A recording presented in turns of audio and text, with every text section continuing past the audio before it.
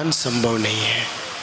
हम जो आजकल कर रहे हैं राष्ट्र चेतना के लिए अथवा आध्यात्म चेतना के लिए, ये शरीर की मालिश मात्र है।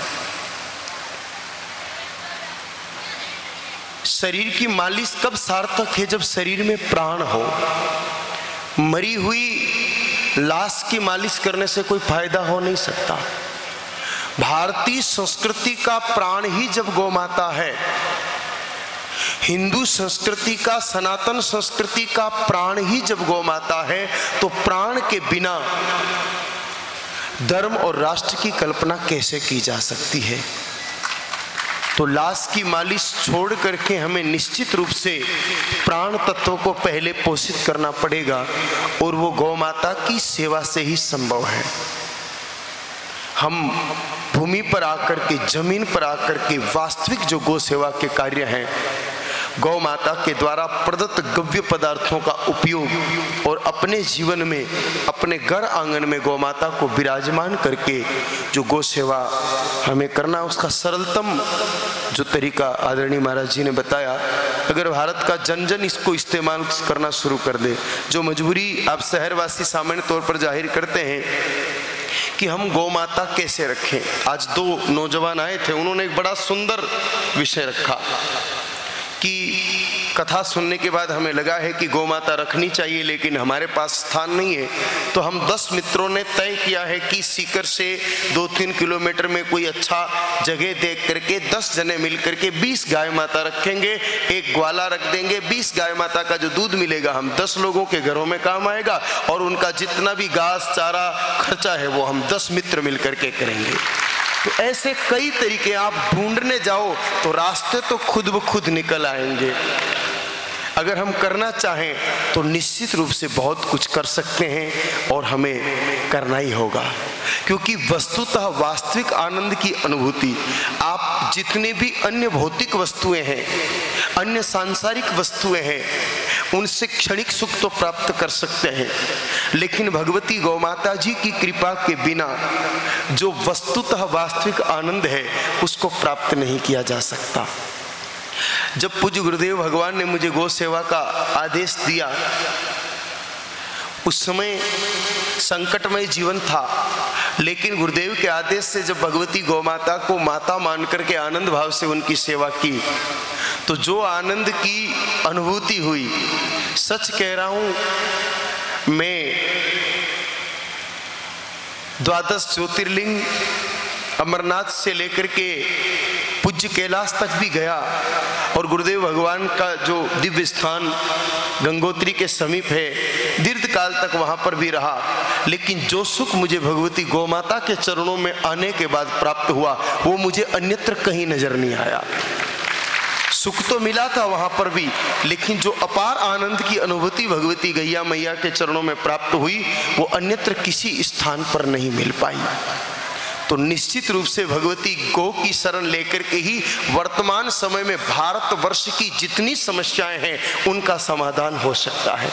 आज जितने आंदोलन हो रहे हैं राष्ट्र में, चाहे वो भ्रष्टाचार के खिलाफ हो, चाहे वो कन्या भ्रूण हत्या के खिलाफ हो, चाहे वो बहनों के साथ हो रही गलत घटनाओं के खिलाफ हो, इन सारे अभियान को अगर गौ रक्षा अभियान से जोड़ दिया जाए तो इन समस्याओं का समाधान स्वतः हो सकता है, क्योंकि मनुष्य की वृत्ति सीधी सीधी आहार से जुड़ी हुई है। जैसा खाएंगे अन्न वैसा बनेगा तन और मन। इस संसार में भगवती गौ माता जी के दूध, दही, घी और छाछ के अलावा कोई भी पदार्थ परिपूर्ण रूप से सत्व गुणी नहीं है। केवल गौ माता द्वारा प्रदत्त दुग्ध, घी, दही, छाछ इत्यादि पदार्थ ही पूर्ण सत्व गुणी है। तो जब तमस और रजोगुणी पदार्थों का सेवन हम करते हैं तो हमारे चित्त में तमस और रज अपने आप हिलोरे लेता है, और वही हमें पाप कर्म, अपकर्म या दुष्कर्म की तरफ प्रेरित करता है। अगर हिंदुस्तान का हर राजकीय कर्मचारी गौ माता का दूध पीना शुरू कर दे तो प्रश्न ही खड़ा नहीं होता कि वो कभी रिश्वत के लिए हाथ उठाएगा। तो भ्रष्टाचार की जड़ तो वहीं कट जाएगी, क्योंकि उसका हृदय परिवर्तित हो चुका होगा। अगर हिंदुस्तान के हर राजनेता के घर में भगवती गौ माता जी बन जाए और वो गोदुग्ध का सेवनी हो जाए तो देश रातों रात पुनः जगत गुरु के स्थान पर स्थापित हो सकता है। आप और हम जिस दिन निर्णय कर लें कि हम भगवती गौ माता का दूध ही पिएंगे, उसके बाद हमसे अपराध नहीं बन पाएंगे। राम राज्य में था क्या? गौ माताएं तो थी। उसका सुंदर प्रमाण मिलता है कि जब प्रभु श्री रामचंद्र जी वनवास को पधार रहे थे, उस समय उन्होंने विप्र देवताओं को बुलाया, निमंत्रित किया, सबको पूछा किसको क्या चाहिए। एक ब्राह्मण देवता ने कहा कि मुझे गौ माताएं चाहिए। भगवान श्री रामचंद्र जी ने कहा कि तुम्हारे शरीर में जितना बल हो उतने बल से एक तुम्हारे हाथ में जो ये ब्रह्मदंड है इसको फेंको, जितनी भूमि के दूरी तक ये जाएगा उतनी भूमि पर निवास करने की क्षमता रखने वाली गौ माताएं तुम्हें दे दी जाएगी। शास्त्रों में प्रमाण है सज्जनों की, प्रभु श्री राम जी के कहने पर उन ब्राह्मण देवता ने दंड फेंका तो लगभग 7,000 गोवंश एक ब्राह्मण देवता को प्रदान किया, और कहते हैं उसके बाद आने वाले समस्त ब्राह्मणों को लाख लाख गौ माताएं दी। तो सोचो कितनी गौ माताएं राम जी के शासन काल में थी। 9 लाख गौ माताएं तो नंद बाबा के पास द्वापर में थी, तो त्रेता में कितनी रही होगी, और सतयुग में उससे भी अधिक थी। तो जिस जिस युग में गौ माताओं की अधिकता रही है उस युग में अपराध नहीं हुए हैं, पाप नहीं हुए हैं। तो अगर हमें भारतवर्ष को इन बुराइयों से मुक्त करना है तो जब तक गाय माताएं थी कौन दहेज मांगता था?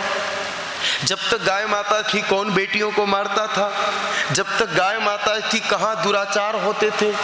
क्योंकि गौ माता की उपस्थिति और गव्य पदार्थों का सेवन, ये दोनों चीजों के प्रभाव से चित्त पवित्र बना रहता था, इसीलिए भारत ऊंचाइयों पर था।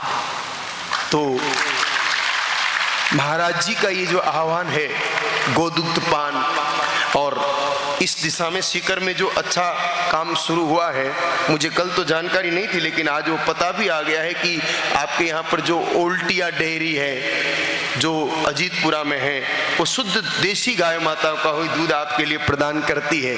तो ऐसी संस्थाएं और भी सक्रिय हो, और आप लोग भी जैसा उन नौजवानों ने प्रयास किया उस प्रकार का प्रयास करें, और गौ माताओं को आदरयुक्त स्थान दे करके और इस पवित्र सदकर्म को आगे बढ़ाएं, तो निश्चित रूप से हम भी सुखी होंगे, सारा भारत भी सुखी होगा।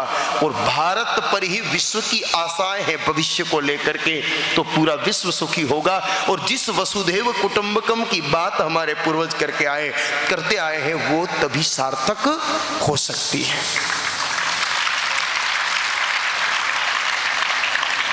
जिस भारतवर्ष में जन्म से लेकर के मृत्यु तक भगवती गौ माता जी की आवश्यकताएं महसूस की गई, आज एक प्रश्न खड़ा होता है कि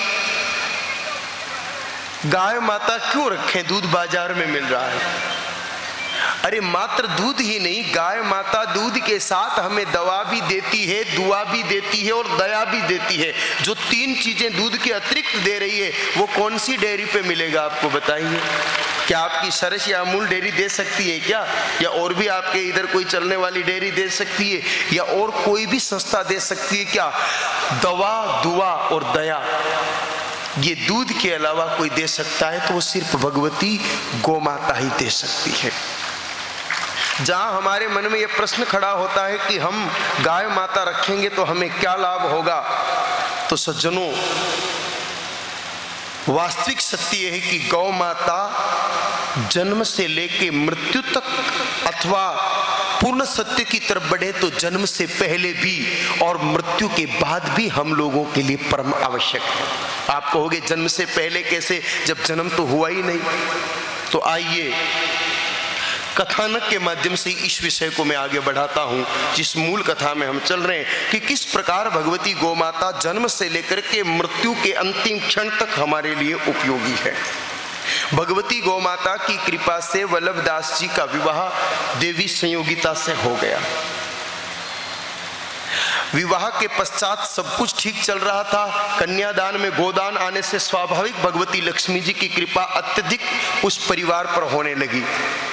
लेकिन समय पलटता है, सदैव स्थिति एक जैसी नहीं रहती। हम चाहें कि हमेशा ही आनंद बना रहे, ऐसा नहीं होता है, कभी कभी दुख भी आता है।